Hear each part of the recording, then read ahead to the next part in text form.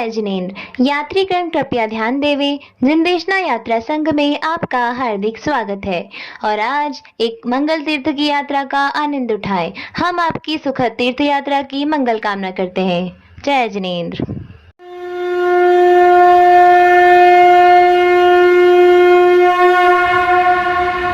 देखो, ये भगवान जी के अभिषेक करने वाले धोती को देखकर अंकित कितना उदास हो रहा है। उसने अपनी माँ को भी आवाज लगाई, माँ, हो माँ, देखना मेरी सफेद धोती पर कैसे पीले पीले निशान हो गए हैं। अब इसे पहनकर मैं भगवान जी का अभिषेक कैसे करूँगा। माँ जल्दी से बाहर आई। छोटे छोटे पीले पीले निशान देखकर कुछ सोचने लगी कि सभी धोतियों को तो अच्छे से धोकर साफ सुथरी जगह पर हुई तो सुखाया था, फिर कहाँ गड़बड़ हो गई। तभी पुजारी जी का आना हुआ। वो बोले, क्या हुआ बेटा, इतने उदास क्यों हो? भगवान के अभिषेक करने चलना है ना? अंकित बोला, चलना तो है पुजारी जी, पर देखो ना, मेरी सफेद धोती पर किसी ने ये पीले पीले से स्पॉट कर दिए हैं। अब मैं इसे कैसे पहनूंगा? पुजारी जी बोले, अरे वाह, ये पीले निशान तो केसर के हैं। ये तो यहाँ का अतिशय यानी कि चमत्कार है। और बेटा, तुम्हें पता है, मुक्तागिरी तो सिद्ध क्षेत्र है, यानी कि यहाँ से 3.5 करोड़ मुनिराज मोक्ष गए हैं। पुजारी जी माँ को देखकर बोले, हम निर्वाण कांड में पाठ भी तो बोलते हैं ना, अचलापुर की दिशा ईशान, तहाँ मेंढागिरी नाम प्रधान, 3.5 कोटि मुनिराज, तिनके चरणन मुचित लाए।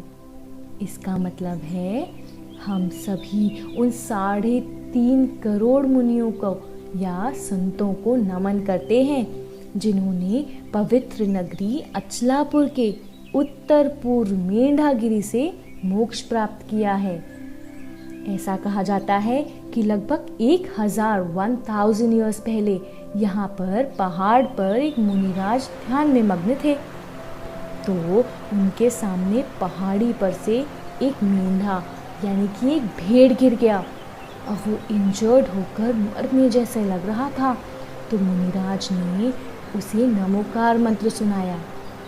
शांत भावों से मरण होने पर वो भेड़ स्वर्ग में देव बना। इसी कारण इस पहाड़ी का नाम मेंढागिरी पड़ गया। तभी से वे देव अपने साथी देवों के साथ हर अष्टमी, चौदस, पूर्णिमा को पूजन भक्ति करने आते हैं। इसीलिए कभी कभी यहाँ केसर व चंदन की हल्की हल्की वर्षा होती है और चंदन केसर के छोटे छोटे स्पॉट्स कपड़ों में, सीढ़ियों में, दीवारों पर देखने को मिलते हैं। और पता है, यहाँ पर जब 10वें तीर्थंकर शीतलनाथ भगवान का संवत्सरण आया था ना, तो देवों ने आसमान से मोतियों, पर्ल्स की वर्षा की थी और तभी से ये क्षेत्र मुक्तागिरी के नाम से फेमस हो गया। अब जो मुक्तागिरी है ना, वो मध्य प्रदेश और महाराष्ट्र की सतपुड़ा की पहाड़ियों के बीच बहुत सारे पेड़ों के भरपूर प्राकृतिक सौंदर्य के बीच में है। यहाँ पर 52 मंदिर इन्हीं घने जंगलों के बीच में और 2 मंदिर नीचे तलहटी यानी कि फुट हिल्स में हैं।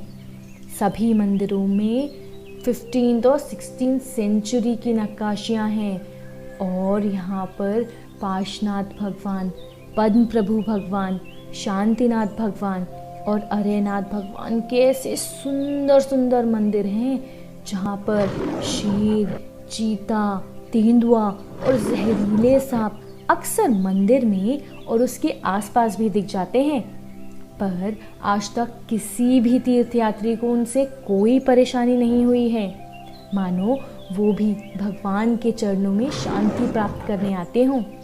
पता है, लगभग 2500 ईयर्स पहले बने हुए मंदिर है मंदिर नंबर 10। इसको राजा इल श्रीपाल ने बनवाया था। किसने? इल श्रीपाल ने। इसी मंदिर के पास लगभग 250 फीट की हाइट से झरने के पानी गिरता है। इसी कारण यहाँ बहुत ही ठंडक रहती है। और यही वो मंदिर है जहाँ पे उस मेढा यानी कि उस भेड़ को देवगति प्राप्त हुई थी। इसीलिए अधिकतर जो केसर वो चंदन की वर्षा होती है ना, वो भी इसी मंदिर के आसपास होती है। अब राजा कोटि भट्ट श्रीपाल ने 26 नंबर का मंदिर बनवाया था।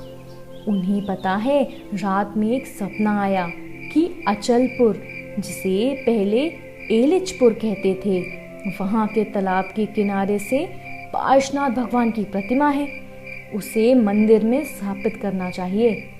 तब राजा ने बहुत धूमधाम से सप्तफणी यानी कि 7 फणों वाली पार्श्वनाथ भगवान की प्रतिमा स्थापित की थी।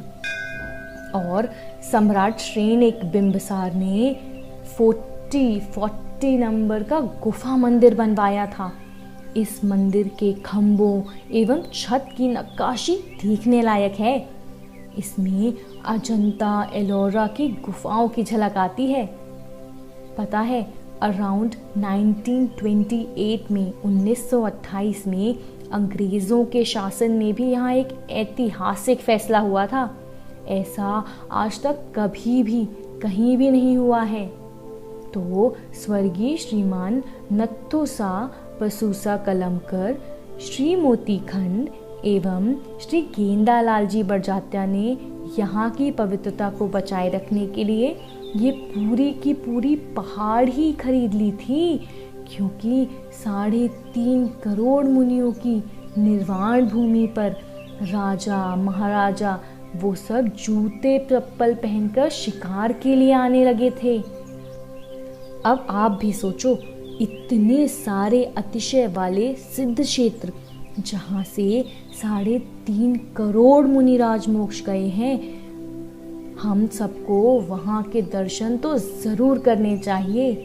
तो आप भी जाएंगे ना अपने परिवार के साथ यहाँ का दर्शन करने?